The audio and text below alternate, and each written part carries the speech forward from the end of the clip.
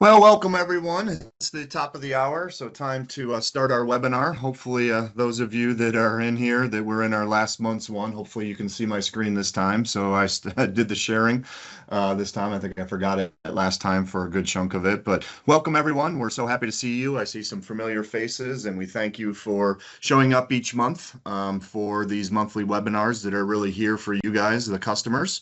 So again, we encourage you throughout this webinar here today. If you have any questions, you can post them in the Q&A chat that's in here in the window, and we'll try to address them. We'll also try to feed in some questions after each section. But again, we really would look forward to your guys' input. As always, after this webinar, there will be a recording that gets sent out for everyone that registered that, so you can feel free to share that among your companies. Also, please feel free to continue to share at your companies that we have these webinars, these free webinars that are available here for our customers.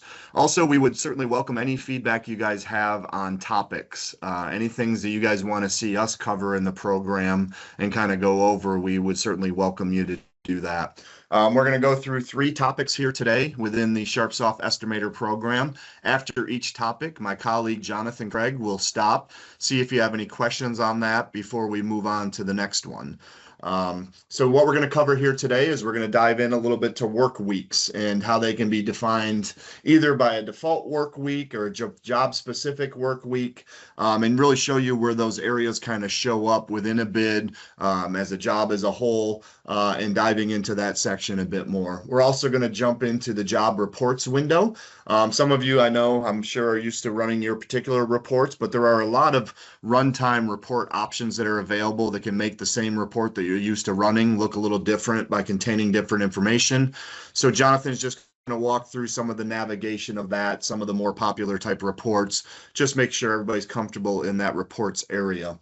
And then also we're going to dump into the security menu and talk about how you can, if you have anybody in your company, maybe a junior estimator, a new estimator that comes aboard, if you want to know how you can set them up so they don't have rights to do everything within the program, or you want us to help assist with that, you can reach out to the success team here at SharpeSoft at success@sharpesoft.com. But we're going to walk through some of the security menu options here as well in today's webinar.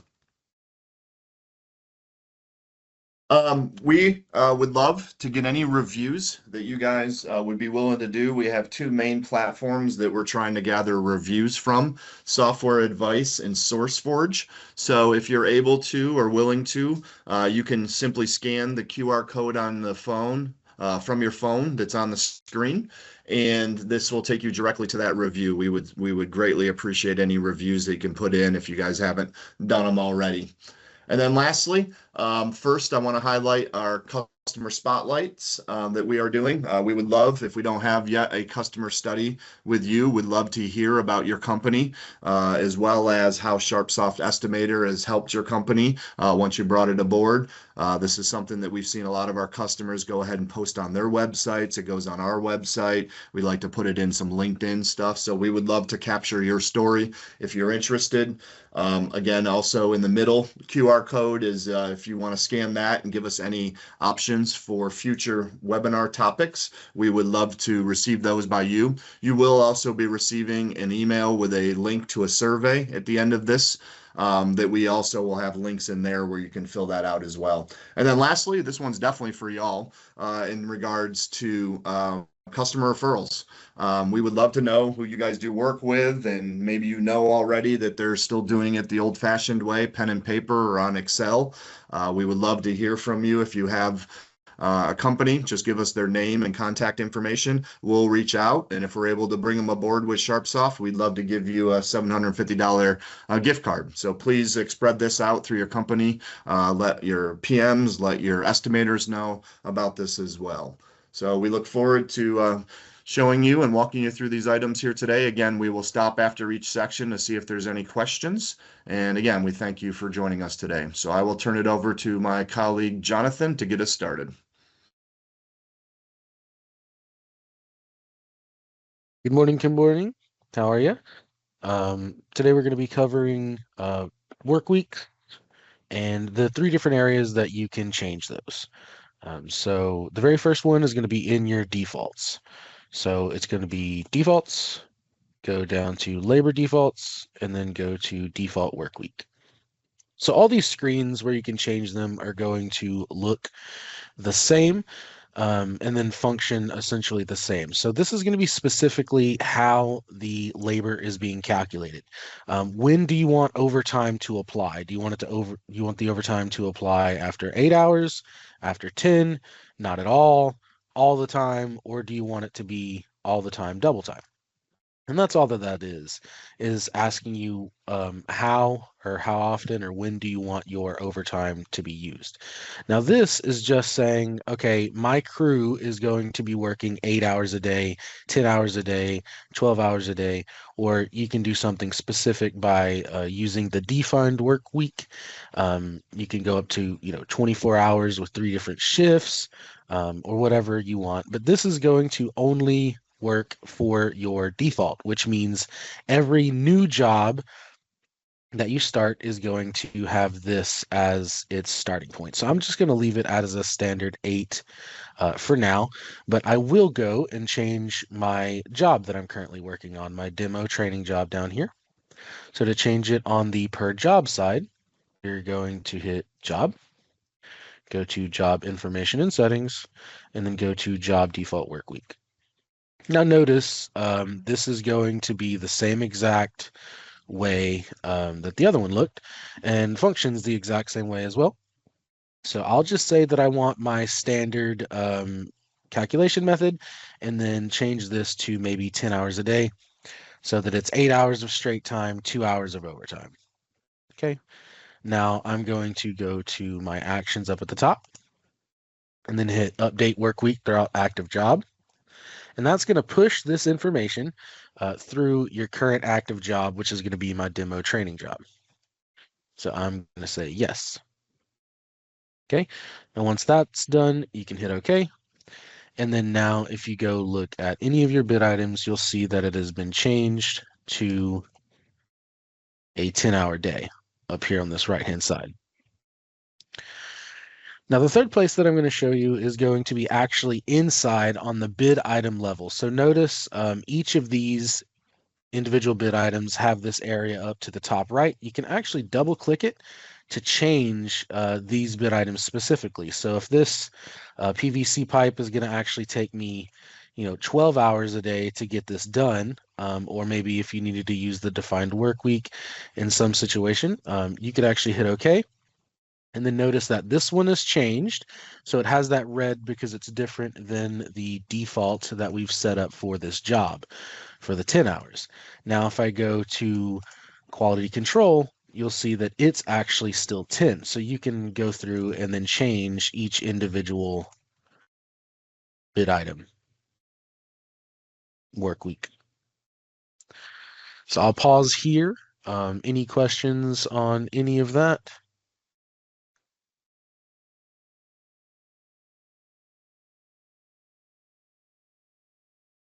Nothing that we've seen come in, Jonathan. I think if you guys do have any questions and you think about it on this topic, feel free. We'll go back and answer from previous topics, but nothing now. I think we can proceed to the next one. Okay. Well, the next one's going to be reports. Various reports that I typically use. I have like my top 5 list of reports that I like to show people. So the first couple reports I'm going to actually show you are in the summary sheet. You can also access them via report tree, but for the most part, you're going to be using the summary sheet anyway. So in the summary sheet here, if you notice up along the top, we have these little tabs that you can click and open up. This is one of my favorite reports. It's actually the same type of report for each of these. So we have a material report. If you click this report, it's going to print out every piece of material that you have on your job, as well as if there is sales tax, what type of material it is and what bid item it's specifically located to. So if I click this, you have different options in here, your different selection options. So you can choose by the group, you can choose by subgroup, you can include what if items if you want to. You can also just hit OK. to run this report. And I think I only have one piece of material in here. So this is my 3/4 inch crushed rock. I have 50 tons of it. What my unit cost is, the sales tax, and then the total cost. So I only had one, but if you had, a bunch of material, it would show, what bid item it's related to, what it actually is, how much you're ordering of it, what the cost is, and then the total cost at the bottom. Okay. So kind of going along the same vein, we can go to the labor and run the same type of report. I won't go through every single piece because it is a lot of the same, but the concept is there. So I have way more labor in here. You can see, bid item number 1. We have group D, bid item number 2, sublevel number 1, and then where my labors are, how many hours they're on the job, what the cost is, and so forth. Operators, you have your pipe layers, you have your supervisors, and then it tells us our grand total down here at the bottom and our grand total of the man hours down here. Okay. And then one more just like that is going to be your equipment. You can run your job equipment report. You can run, rented versus owned. You can run it by vendor if you want. You can run specific groups if you want to. You have a bunch of different options. But in this one, I just have a few rented excavators so we can see the quantity of how many I'm going to have on the job and then what their hours or days are going to be like in the job, what their cost is, and their total cost added together down here for the grand total. And then even gives you the total cost of fuel that you're going to have for the diesel fuel. All right. The next one, I'm just going to be running the regular proposal. So we go to our report tree, and then you can come here to your proposal report, hit start. And now inside here, the proposal shouldn't be new to anyone, but maybe some of these options are. So really on this right-hand side, for your processing options, there are going to be a few different ones. If you have a job site address that you've filled out, owner, phone and email, you can click these to add those to the report or uncheck them. There's the header and the footer that you've set up in your defaults. That should be with each one. If you have conditions and then you have bid packages, you can actually print conditions with each individual bid package that you want. You can actually run specific proposals based on the bid packages that you have if you guys are using those. You have a lot of options to like hide quantities and unit prices, so you can really try to make the proposal look any specific way that you want. So I'll say that I want to use I'll hide my unit and total price, but I'll leave my quantities there and then just run it and kind of show you guys what it looks like. So we'll see the quantity and the unit here, and then we just see a total price based on the groupings instead of having the individual prices set up over here. And then together we have the whole grand total down here at the bottom. So you just have a lot of different options on what you can do. If there's a header, you would put it up here, then the footer is going to be down below before this information. And then if you have a conditions and proposal page, it would be on the very back. Okay. Just kind of moving on down the line. That's 2 reports out of the 5. I have item cost detail, which is one of my favorite reports down here. Now this really gives you a lot of information. So this is going to be able to show what type of material that you're bringing. Pretty much this is the only report that's going to show your actual detail inside your bid items that you have created. So there's going to be a bunch of different options over here on this right side. You can, not print cost if you're just printing this out to show people in the field. You can show man hours per unit of measure if you want. I mean, there's just a bunch of different options over here, but I'm just going to hit OK to kind of give you guys an idea of what we'd be looking at. So inside this specific bid item, I have it called general requirements. It's only material. So that's all that's going to be. So in this one, it's going to be quality control material testing. This is bid item number 2. You can see what the day length is. You can see what the average man hours is going to be. You can see which labor guys, pipe layers, truck drivers that I have, how many of them, and how often they're going to be on the job.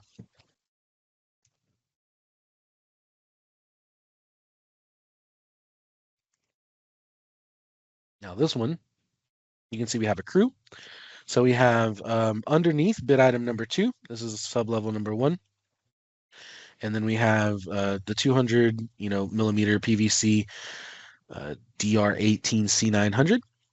You can see what the production rate is. You can see the average day length, and the hours required and days required based on, this is a 10-hour day. You can see it's just moving the decimal there. You can see the total man hours, the production, and then all of the applicable information. So I just created a pipe crew for this. We got a pipe layer, we got a couple excavators, a couple operators, labor, and supervisor.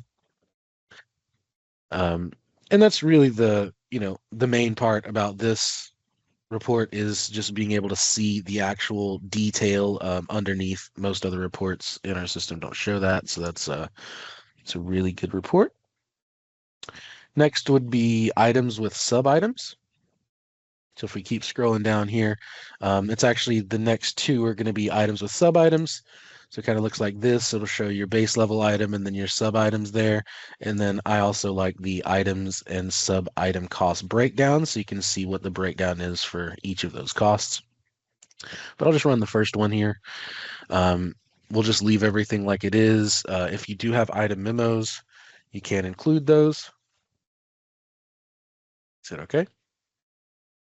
And that's going to show you, we have our top group here, and then we have bid item number 1, one lump sum, and then we have our rounded prices, our bid item number 2, and then its applicable prices. We have our next group here is group D, and then bid item number 2 underneath that, and then these are going to be the sub levels underneath that. So you'll be able to see all of the applicable information. And then we also have bid 2.1 down here with that information as well. Okay, and then the very last report I'll be showing is going to be the items and sub-item cost breakdown. It's sort of the same information, but instead of just the total cost, it's going to show a breakdown of your cost and what it would be. So we have material pricing here, we have equipment pricing here, we have labor pricing down here. So it kind of gives you a breakdown of each group, each bid item, and their sub-levels, and then what their cost types are. And it gives you total prices over here, the days and the man hours, and then what percentage of the job total that those are. And then I will pause there for any questions on any of the reportings that I showed.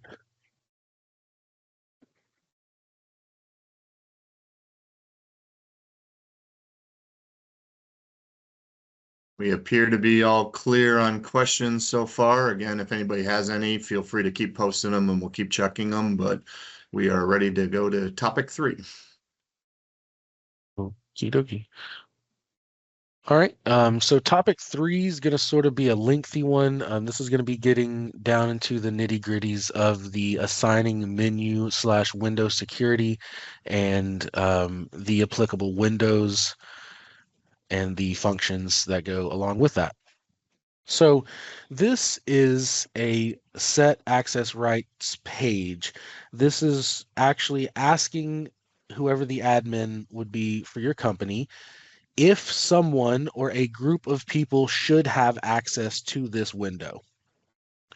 So what I mean by that is if, for whatever reason, the estimator, I click here, this is the group. I have an estimator group, I have a project manager group, and I have a clerical group. So the estimator group, I say I do want them to have access to the assemblies table. But if I do not want them to have access to it, if I do not want them to be able to open it, I can simply change this to an X. And then now this group of people, whoever they may be, cannot access the assembly table. You can go, and there is a ton of options in here. So you can go down to specific reports. You can do calculation windows if you do not want them to be able to do hauling calculations, or be able to see that page if there's any reports specifically. But mostly where it comes up is going to be your tables.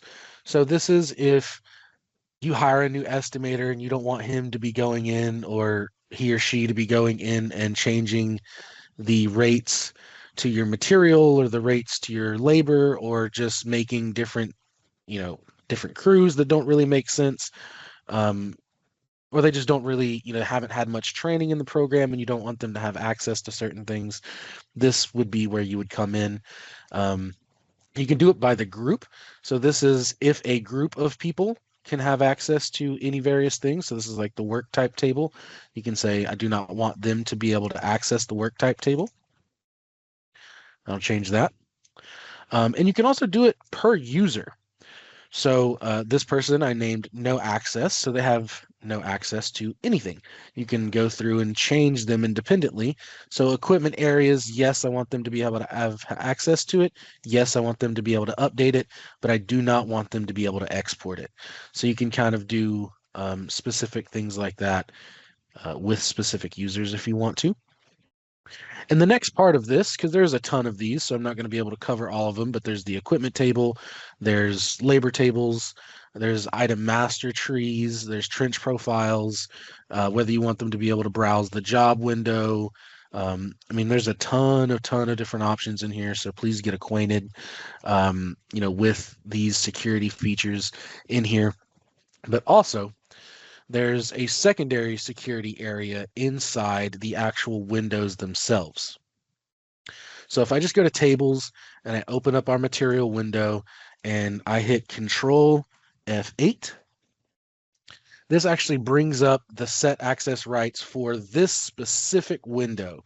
So in here, I can make it to where clerical can access it, but cannot update it. Can use it in a job, yes.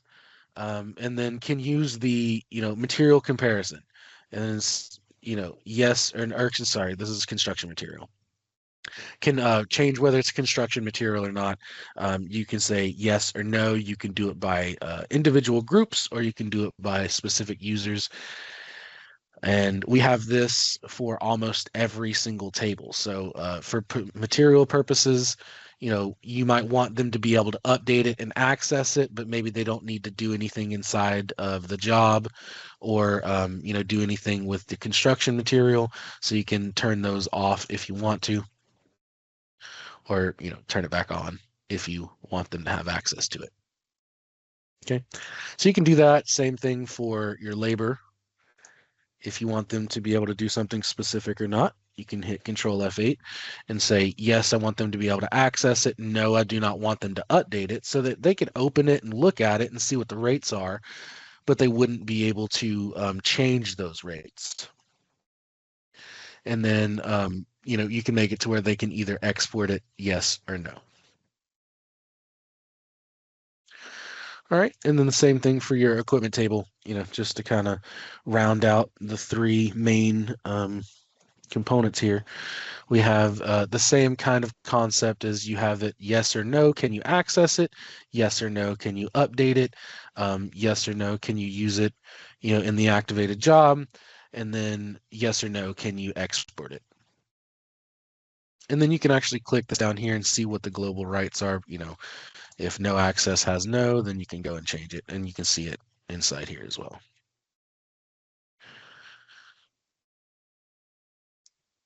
Any questions on the security features?